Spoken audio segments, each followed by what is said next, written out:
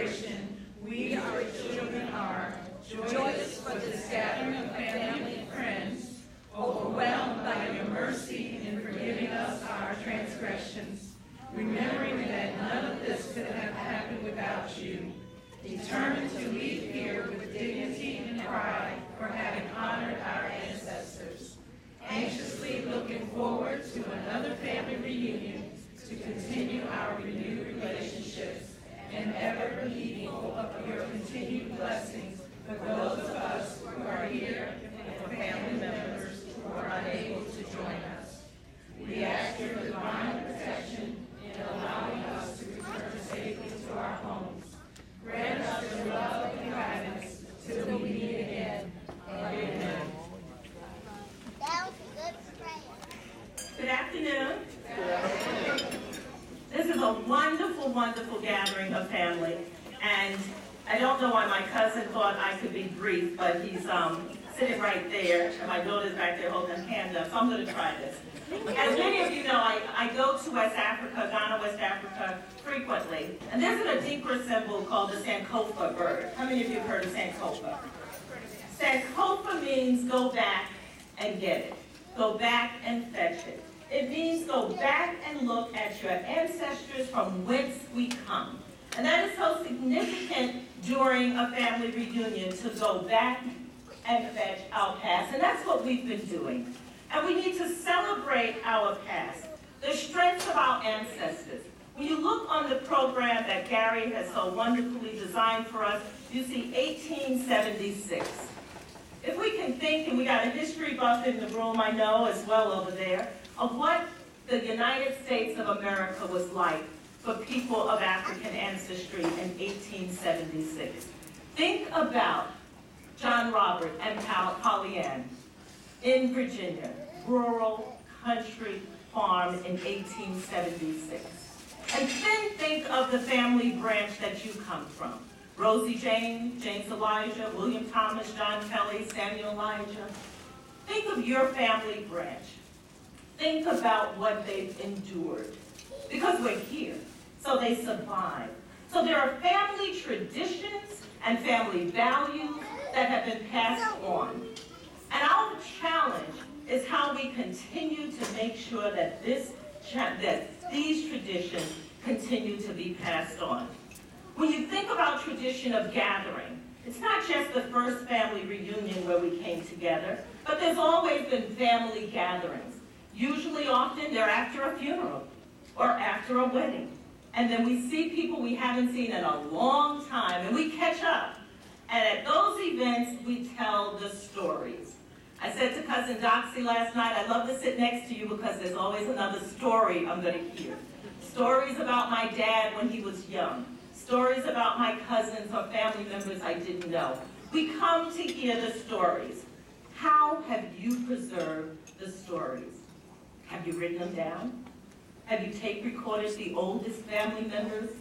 Do you have their voices? Because with technology today, we can have those pictures and those voices. And Gary, we can take them right and kind of put a voice and now make it look like a slideshow or a video by just using those photographs.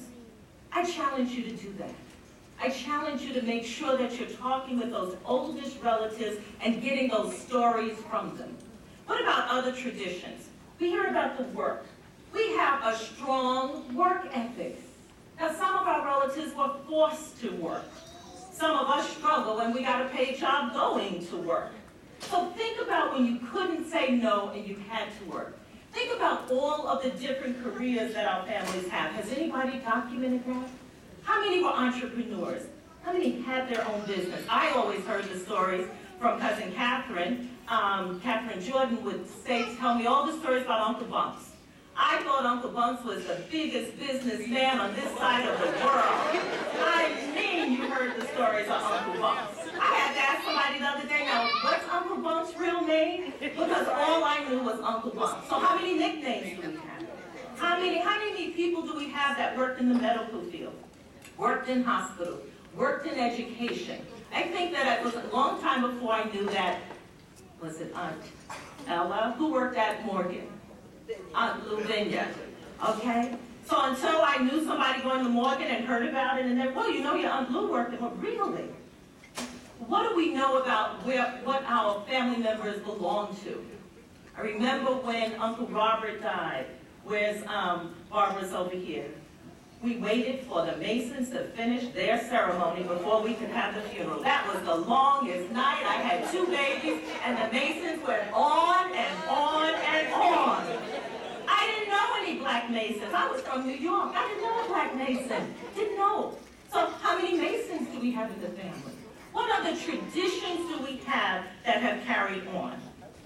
When we think of strong families, we think of that kind of stick-to-itness.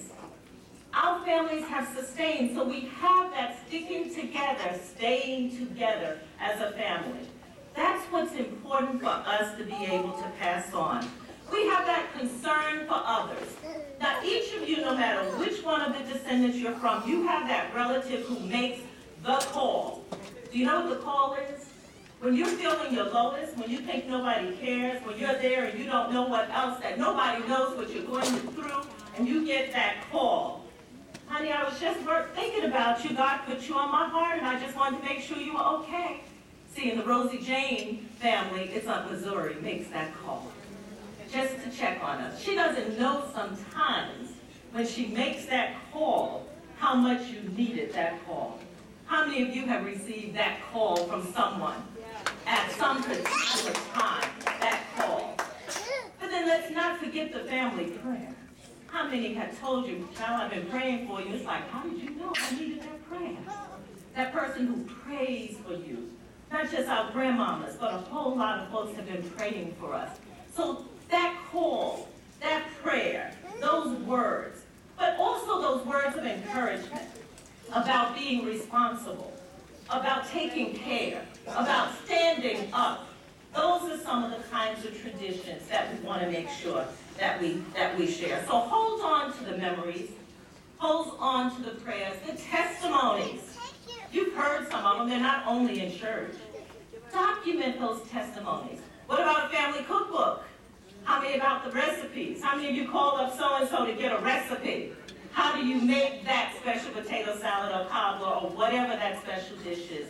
Let's document it. So my challenge to you is to continue the tradition of the strong Jordan family. Continue passing on our names. How many Georges and Johns and Williams and Edwards and Thomas and Rosies do we have? Continue, even if you're giving these new, very creative and African and made-up names and whatever you're giving, and a third middle name.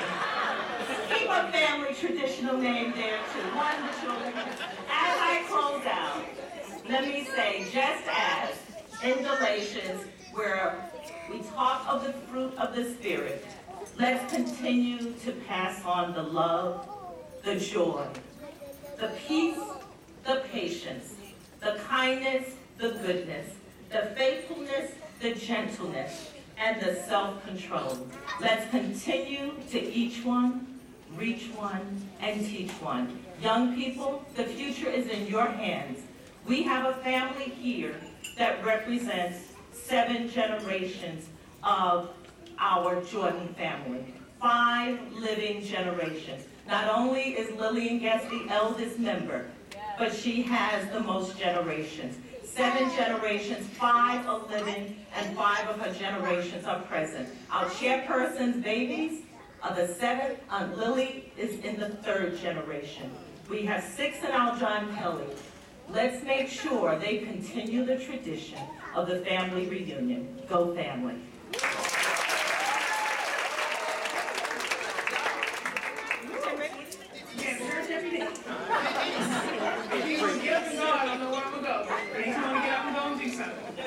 That's right, that's what we're going to do.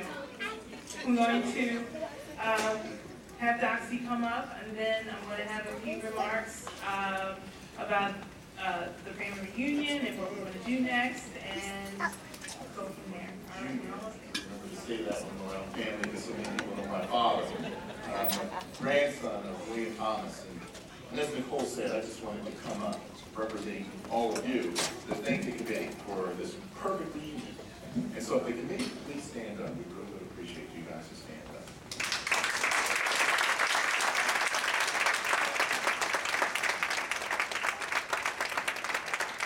everyone on the committee, please.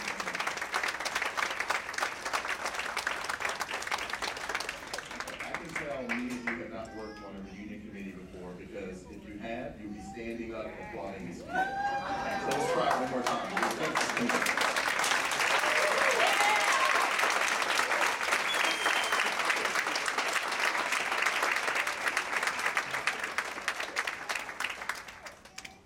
I'm going to make my thank you brief.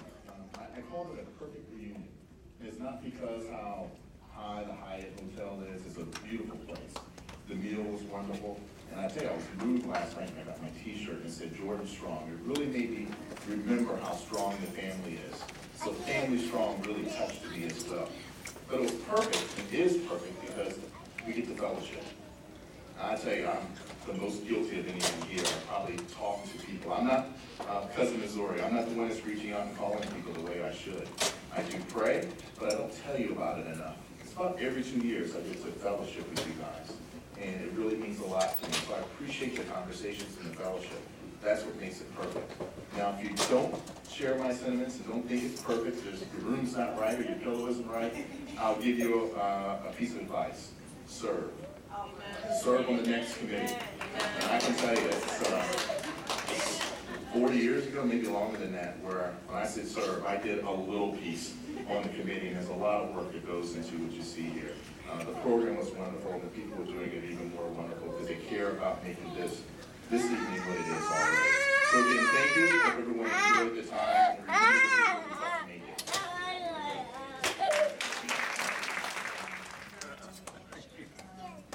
Said and touched and now we got clothes. No, we didn't. I'm just kidding. I really had a wonderful time as well. I'm sure you all have, and you've expressed it. This part of our program is now over, but the weekend is never over. There's still things that we can do in fellowship and connect and bring the energy to the next reunion. So a few things I just would like to note. The hospitality room will open at 5. It'll open at 5 p.m. Immediately following, we're going to have pictures of family portrait taken over there where we had our buffet. And the photographers are going to help align everyone. And of course, the seniors are going to be on the chairs, children on the floor, and height adjustments. So that's going to be next. And the genealogy committee, if we can meet briefly in the hospitality suite at 4:30. And so we can take this vision to the next level. And I just want the committee, on behalf of the committee, we just, of course, thank the Lord that we could do this. He gives us the energy and the strength and the vision and the love to you guys. We're just like, I'm sorry? You know where it goes? Philly? Pennsylvania. Okay. We'd also like to thank family and friends. They have given us a lot of support to making this happen as well. And wish everyone a great success for the next reunion. So we always like to pass the baton to Pennsylvania. Pennsylvania!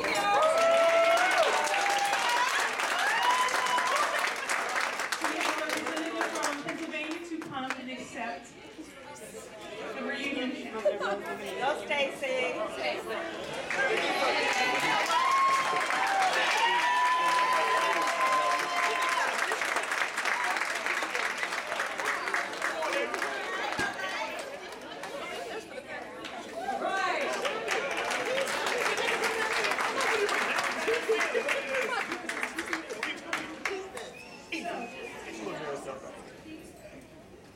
We had a wonderful turnout of 170 family and friends to come to our reunion this year. Isn't that amazing?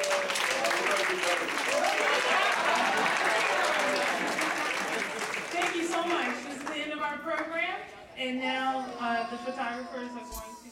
Drums, please.